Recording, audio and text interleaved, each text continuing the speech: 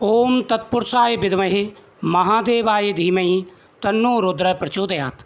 स्वागत है आप सभी का मेरे यूट्यूब चैनल पर। मैं हरिओम शर्मा आज आपको श्रावण मास की कथा का द्वितीय अध्याय सुनाने जा रहा हूँ। जिस प्रकार से सनत कुमार ने भगवान शिव से पूछा कि हे प्रभु, किस प्रकार से श्रावण मास का महीना आपका प्रिय महीना हुआ, कृपा करके मुझे बताइए।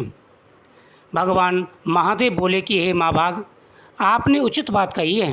हे ब्रह्मपुत्र, आप विनम्र, गुणी, श्रद्धालु तथा भक्ति संपन्न श्रोता हैं। हे अगन, आपने श्रावण मास के विषय में विस्तार पूर्वक जो पूछा है उससे तथा जो नहीं पूछा वह सब अत्यंत हर्ष तथा प्रेम के साथ मैं आपको बताऊंगा। देशना करने वाला सबका प्रिय होता है। जो व्यक्ति कभी किसी से द्वेष नहीं करता वह सबका प्रिय होता है। मैं आपको बताऊंगा और विस्तार से आप पूरी कथा को सुनें। और आप उसी प्रकार के विनम्र हैं, क्योंकि मैंने आपके अभिमानी पिता ब्रह्मा का 5वां मस्तक काट दिया था, तो भी आप उस द्वेष भाव का त्याग कर मेरी शरण को प्राप्त हुए हैं। अतः हे तात, मैं आपको सब कुछ बताता हूँ।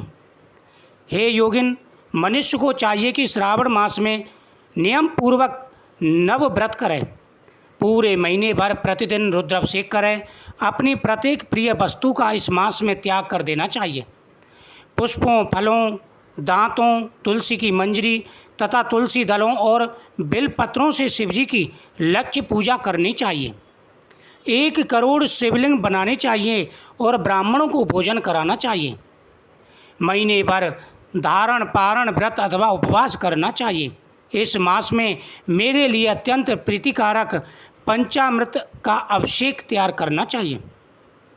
इस मास में जो जो शुभ कर्म किए जाते हैं वह अनंत फल देने वाले होते हैं।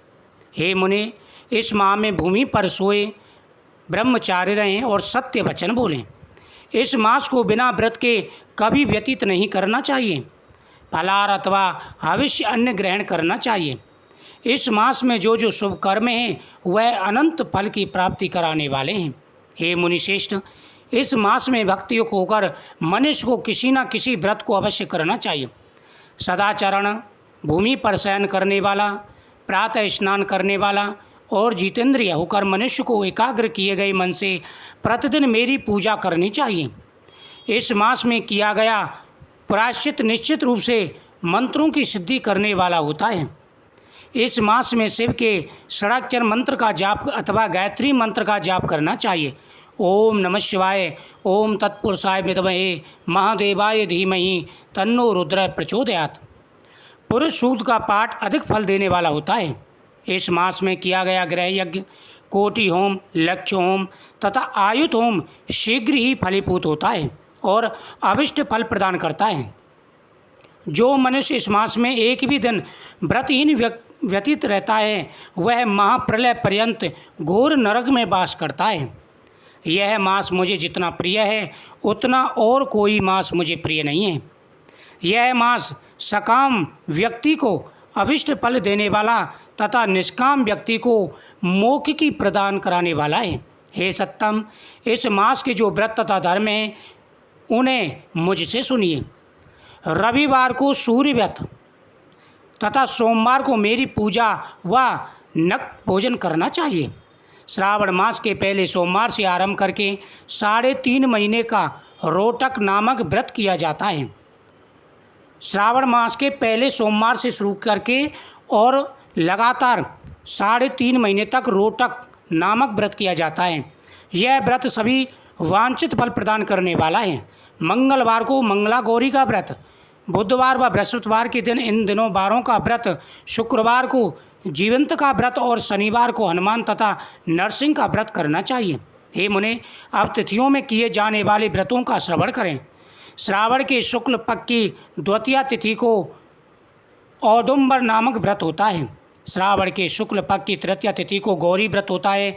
इसी प्रकार शुक्ल पक्ष की चतुर्थी को दुर्वा गणपति नामक व्रत किया जाता है। हे मुने, उसी चतुर्थी का दूसरा नाम विनायक चतुर्थी भी है। शुक्ल पक्ष में पंचमी तिथि नागों के पूजन के लिए प्रशस्त मानी गई है।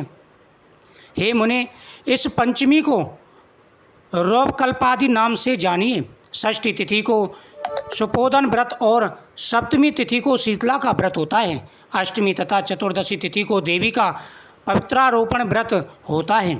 इस माह के शुक्ल तथा कृष्ण पक्ष की दोनों नवमी तिथियों को नक्त व्रत करना चाहिए। शुक्ल पक्ष की 10वीं तिथि को आशा नामक व्रत होता है। इस मास में दोनों पक्षों में दोनों एकादशियों का व्रत करना चाहिए। श्रावण मास के शुक्ल पक्ष की द्वादशी को श्री विष्णु का पवित्रारोपण व्रत बताया गया है। इस द्वादशी तिथि में व्रत करना चाहिए और सर्जन, उपाकर्म, सभादीप, सभा में उपाकर्म, इसके बाद रक्षाबंधन, पुनः श्रावण कर्म, सर्प बलि और हविष्ग्रीव अवतार, ये 7 कर्म पूर्णमासी तिथि को करने चाहिए।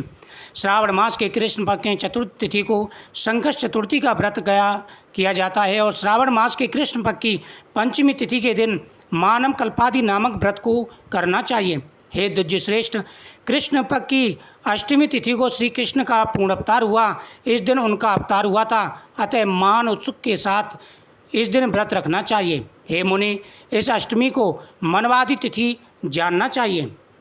श्रावण मास की अमावस्या तिथि को पिठोरा व्रत कहा जाता है। इस तिथि में कोशों का ग्रहण और वृषभों का पूजन किया जाता है।